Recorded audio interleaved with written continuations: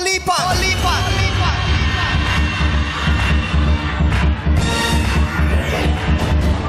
100,000. 1,000,000. Ganon kalaki. Malaki ang pangarap mo o pwede na to? 1 million versus 100,000 pesos. Pot o lipat? Pot! Pot. Halika na, ate.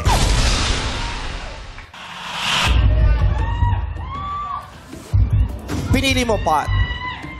Tinalikuran mo yung 100,000 pesos. Ano ang magagawa para sa pamilya mo, sa palagay mo, ng 100,000 pesos? Paggawa po namin ng bahay, sariling bahay po. Tapos, negosyo din po para sa pag-aaral ng mga anak ko.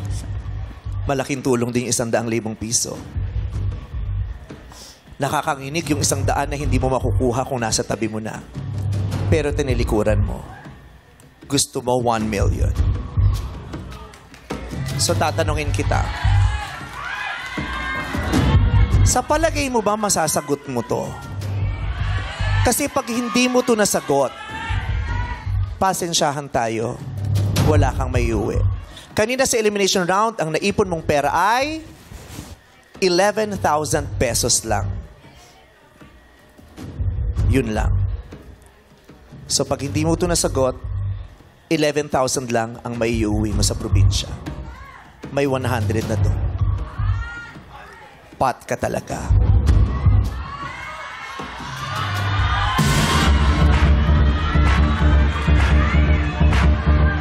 Pot o lipat?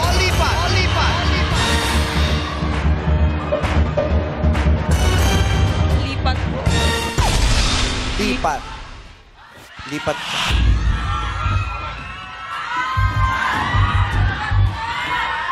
Pahawak mo sa kanya 100,000 piso.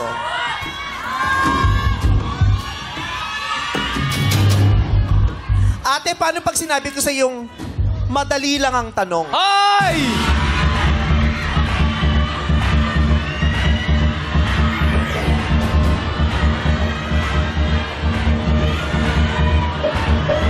Paano pag sinabi ko sa yung madali lang ang tanong? 1 million pesos, may hawak ka na. Bibitawan mo ba yan o pot ang pipiliin mo? Pot o lipat? Pot! Pot! Pot! Balik mo yung 100.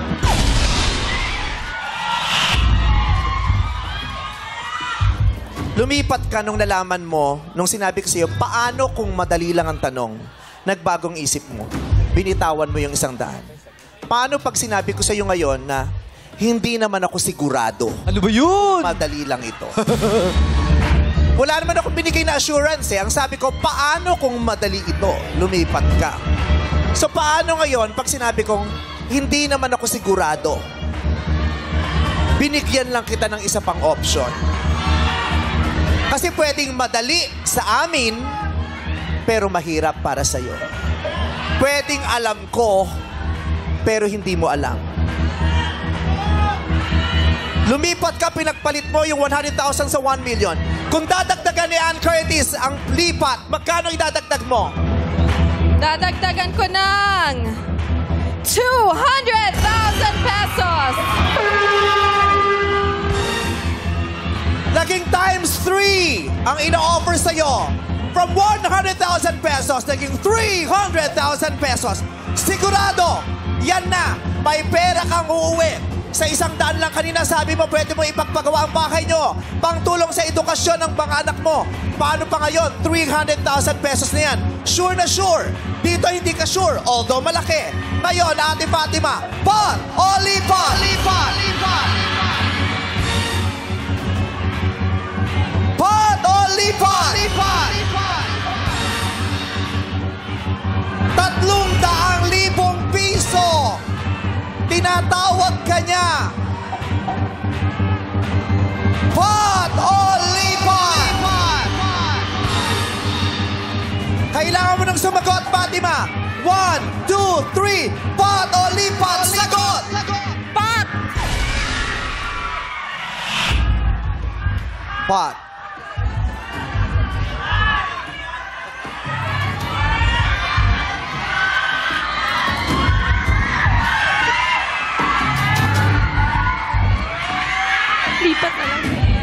Ha?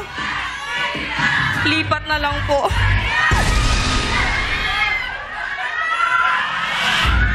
Nung hinawakan ko to, parang nag-ground ka. Parang biglang sabi mo, lipat ka na. Lipat ka na? Lipat na lang po. Gusto mo na ng 300,000 pesos. Ayaw mo na ng 1 million. Lipat na lang po. Lipat na lang. Lipat daw siya. Tanggapin mo ang 300,000 pesos. Tinanggihan mo na sagutin ang katanungang nakahanda. Ang katumbas ng tanong na ito ay 1,000,000 piso.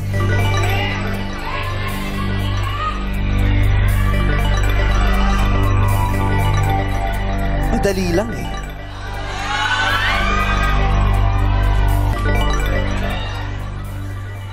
Masaya ka na sa 300,000 pesos. Lubos ng kaligayahan mo dyan. Opo. Congratulations, may 300,000 pesos si Fatima. Malaking tulong nga naman. Ito yung tanong sa 1 million. Tignan mo kung kaya mong sagutin. Sa kasalukuyang hosts ng It's Showtime, sino ang pinakaunang nagbe-birthday kada taon na ang pangalan ay nagsisimula sa letter V?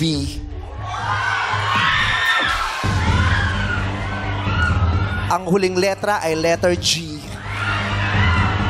Sinong Showtime host ang unang nagbe-birthday kada taon? First letter V, last letter G. Vice ganda.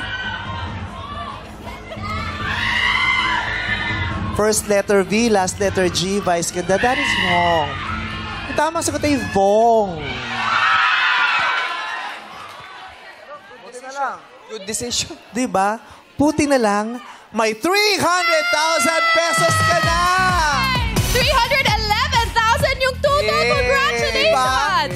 Kasi pwede ang dali lang ng tanong, pero depende kung sino Nakaka-delight. mag-iisip. Ito siya, oo. Diba? Battle. So, ang dali-dali na naman, diba? May first letter na, letter V, last letter G. So, Vong, si Vong ang unang nagba-birthday every year kasi ang birthday ni Vong ay January 4. Ang pinakahuling nagba-birthday ay si Teddy.